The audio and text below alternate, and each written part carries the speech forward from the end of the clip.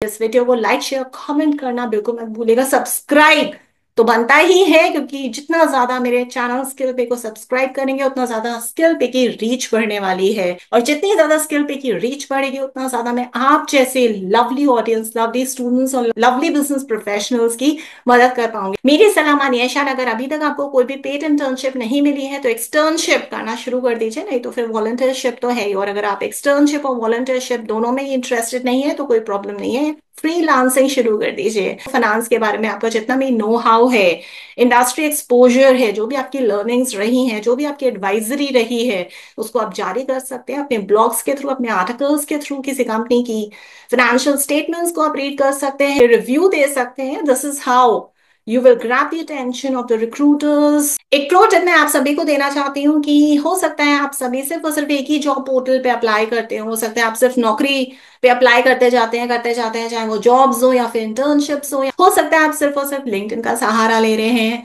लेकिन मेरी सलाह मानिए, आप हर तरह के पोर्टल्स, जितनी वैरायटी आप लेके आएंगे उतना ज्यादा प्रोबेबिलिटी बढ़ेगी। नौकरी पे भी ट्राई करिए, लिंक्डइन पे भी ट्राई करिए, इंटर्नशाला पे भी ट्राई करिए। जितने भी रिक्रूटर्स को या फिर एचआर पर्सनल्स को आप अप्रोच करने की कोशिश करिए, याद रखिए उनको जितनी भी मेल्स आप लिख रहे हैं वो पर्सनलाइज मेल्स होनी चाहिए, वो टारगेटेड मेल्स होनी चाहिए।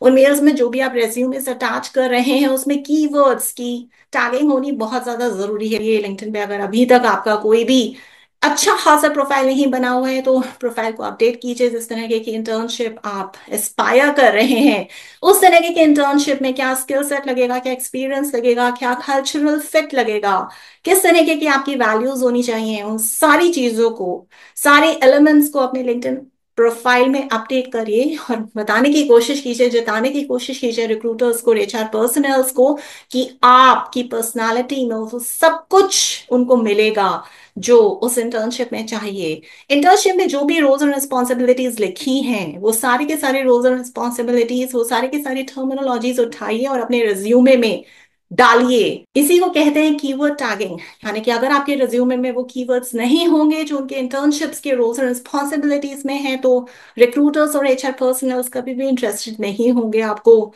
कॉल भी करने में। एक बार जब आपका व्यवहार बन जाता है ना, तो हमारे देश में व्यवहार बहुत चलता है, तो व्यवहार बनाइए, अपने सीनियर्स से बात करिए, जो भी लोग आपके कनेक्ट में हैं कॉलेज में, उनसे पूछिए कि उनको इंटर्नशिप उनके समय में किस तरीके से हासिल हुई थी। उन्हें रिक्रूटर्स के मेल आईडीज उनसे मांगिए और उनको बोलिए कि आप अपना रेफरल लगाइए और मैं भी उसी रिक्रूटर को अप्रोच करूंगा आपके थ्रू, और उनसे बोलिए मेरे लिए, वो आपके लिए बोलेंगे, और फिर उन रिक्रूटर्स को मेल करना शुरू कीजिए। और हाँ, ये सब कुछ 3-4 महीने पहले तकरीबन होना ही चाहिए, इंटर्नशिप सीजन के शुरू होने से पहले, 3-4 महीने पहले। सिर्फ इंटर्नशिप के लिए नहीं है, ये आपके जॉब पाने के भी प्रोस्पेक्ट्स बढ़ा सकता है अगर आप ये कुछ टिप्स और ट्रिक्स अपनाना शुरू कर देंगे तो।